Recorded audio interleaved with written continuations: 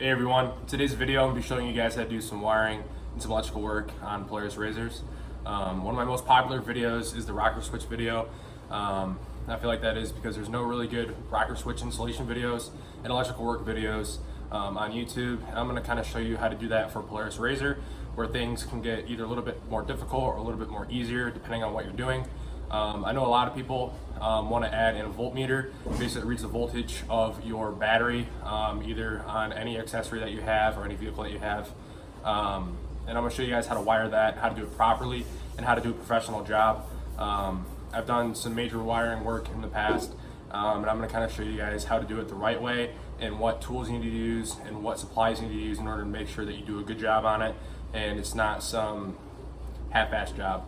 So come along, I'm going to show you guys how to do it, and I'm going to go inside right now and show you guys what type of supplies you need.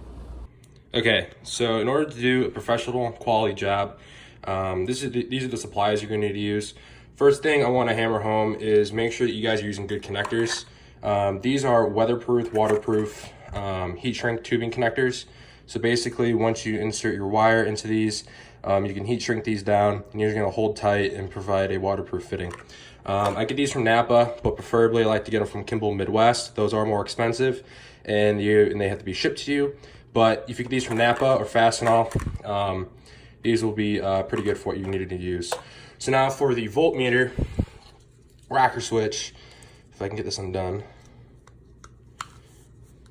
Basically what this is, it's got a 5 volt, 4.2 amp USB hub right here. And right here, it's gonna have a digital display of what your battery voltage is going to be. I'm going to show you how to use that. And for this specifically, you just have a positive and a negative lead.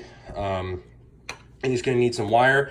When you're running directly from the battery, I would say anything from 14, 12 to 10 gauge wiring is going to suit you best. I wouldn't try and go any smaller than that. And then you're going to need one of these inline fuses for added protection. It does say in a product description, it doesn't say that it's actually fused inside, but in order to be a little bit safe and to do this more of a professional quality job, you're going to want to use an inline fuse, and I will show you how to wire all this up. So I'm going to show you how to do this first, and then since you guys like to know how to do rocker switches, I'm going to show you guys how to install one of these, and we have a brand new rocker switch panel. I'll leave links to all this stuff down below. So yeah, let's get into it. So first thing we need to do is tear down the RZR. This is a 2017 Polaris 1000 XP. We need to take off the seats to get to the battery, and you need to take off the hood, and you're actually gonna have to pop out the dash from there. I'll show you guys how to do that. This isn't a teardown video, it's an installation video, but I'll show you guys how to do that just in case you have any questions or you kind of forgot. So basically, you just gotta reach for the seat right here. There's gonna be a tab. You pop that forward, just like that. Your seat is out. Do that to the other side.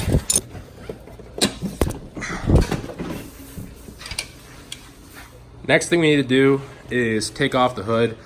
All you gotta do is turn these, and then it should just pop off right there. Now, one thing you're gonna see underneath is you're gonna have an accessory port right here. This is directly from the battery. So basically, this is for when you run accessories. As you can see right now, we have our light bar, and I think I have some rock lights hooked up to this right now. One thing I don't like about this is that I don't like running a lot of accessories off of it, pretty much because it just crowds it and it's not the direct main battery source. If you're gonna be running anything that's gonna be drawing a lot of current, high voltage, I would do it strictly from the battery. And I'm gonna show you guys how to now take off the dash. All you need to do is take out these Torx bits or Torx bolts right here. And then from there, you have a couple clips and you just kind of push it forward. And from there, you can kind of get it out. So to get these bolts out, it's gonna be a T30 Torx bit. So once you have those two bolts out, you're just gonna jostle this ever so slightly right here at this ridge. But be careful because you do have electrical components still plugged in up here. So if you try and push it too far forward, you may unplug those and pull those out, which may be even more pain. So just be careful, and it should just kind of slowly pop out, just like that. And then you can kind of go over here and lift up on the oh shit handle. And as you can see, I pulled one out. So just be careful. I'm gonna go ahead and unplug all this stuff so we can get our new panel installed, and I'll show you how to do that. And one important thing that you should always do before doing any electrical work whatsoever, even before you start unplugging anything, is to come in here and disconnect the battery. So do that, and then you can start unplugging the existing rocker switches and all the other ignition and four-wheel drive rocker switches from the dash. It's gonna be probably one of the hardest parts, actually, is getting the existing rocker switches out. All you have to do is push down on these wing clips one by one with a flathead screwdriver. And while applying pressure downwards at the clip to push it down, you want to have top pressure pushing in like this, and that'll pop it out. And once you do that to all four corners, it'll just slide right out. So the way these plates work is that they actually don't fit into these little grooves right here. You get these ones, they're $25 on Amazon. Basically, it rests in that little ridge. Next up, what you're gonna need to do is go out and get a Dremel, or if you don't have a Dremel, you can use a really sharp utility knife. And basically, you need to cut out this back plate right here, so you can have ample space for your rocker switches. Don't worry about cutting out the pre-existing rocker switch holes because there's already some included in this. Been hard at work with the Dremel. Already got the first side cut out. As you can see, nothing interferes. Looks good. I'm gonna cut out the other side, and I'm gonna mount these up. So once you got your holes cut, just take your template,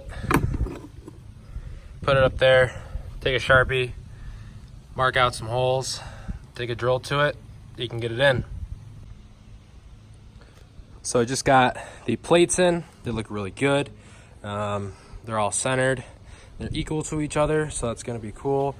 Now we can start adding in our rocker switches. So now that I have my rocker switches in, I still got one more coming in. That's gonna be for the whip lights. And now I'm going to show you how to wire up this guy. It's not too hard, but it's definitely some rules that you want to follow when doing this. And I'll go over there and show you. Just trim my wire to about 80 inches, but it might be a little bit long, but that's okay, because a trick that you can do is you can start with put a connector on your battery side, and then before you go and put a connector on your rocker switch side, you fit it up, and then you see if there's going to be any extra slack, then you just trim it off. Pretty straightforward, but it helps you with not wasting a connector after you already fit it up and realize it's too long. So Napa recommends about 5/8 trimmed off on each side of your wiring when you put into the waterproof connector, as you can see right here, or about 5/16, pardon me. And what I do is when you take off the coating on the wiring, the wires are all going to be straight. I usually hold on to the coating and twist this end. This just helps it from fraying when you stick into the connector, and it's going to help you give a better connection when doing so. So go ahead and do that, and then I'm going to do this other side. Just got my soldering station set up. I'm going to solder these together. I think that's the best connection method, but a lot of people don't know how to solder, or they don't have a soldering iron. You can use a butt connector, but I would make sure that you still use the heat shrinkable connectors or the waterproof connectors from Napa to connect those two, and make sure that you do get a good set of crimpers to crimp those down to make that a very strong connection, because you don't want anything tugging on it and pulling those apart. So make sure you guys do that. I'm going to do this real quick, and make sure you have your heat shrink available and ready if you are going to be soldering. So we got our soldered connection done. Now I slipped over some heat shrink tubing on that, and we also have our heat shrink tubing on here to take care of. Now I'm gonna have to put the camera down again in order to do this, but basically you just hold it up to the flame, and as it says in the name, it's just gonna shrink the tubing around it. So you're gonna wanna rotate around this entire thing and don't stick to one side the entire time, or else you're not gonna get an even heat shrink tubing. And what I went ahead and did is put a 30 amp fuse in there. Obviously it's a little bit big, but I believe you'll be good with either a 10 or 15. It's not that high of a current draw, so it'll be all right. So basically what I did is I just hooked up the positive side over here, and obviously the negative side over here. And I just ran it over here, and you can tell that it's working pretty good. So I went ahead and did a couple extra things. One thing I did was I took out the center console part where the gearbox shifter is. But basically there's going to be a bolt right here to the frame.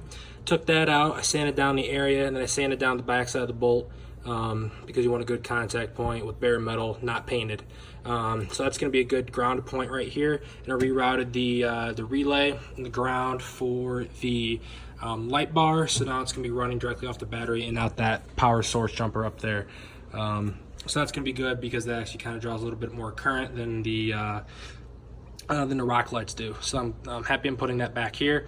I'm not going to ground anything to the battery. I'm going to ground it to the frame because it's the path of least resistance for the wiring that it's going to be taking. So that's going to be cool. So yeah, and then I have my wires right here. Then I got my sheathing right there. I'm gonna put all my wires inside my sheathing and I'm gonna route it back up through the dash. So I took the time to wire up my Bluetooth module from my rock lights to a rocker switch.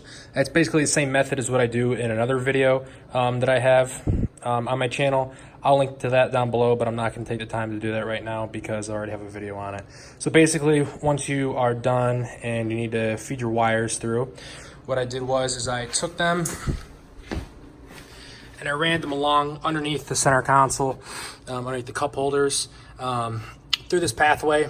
And the zip tie points that I chose are going to be right here on this brace, and then over here on some other OEM wiring stuff. You want to be careful with this because this is a drive shaft right here, and if you get anything loose or tangled down up in that, it's a huge mess. I don't know if you can see, but right there, that's where it feeds through. It's just going to come on up.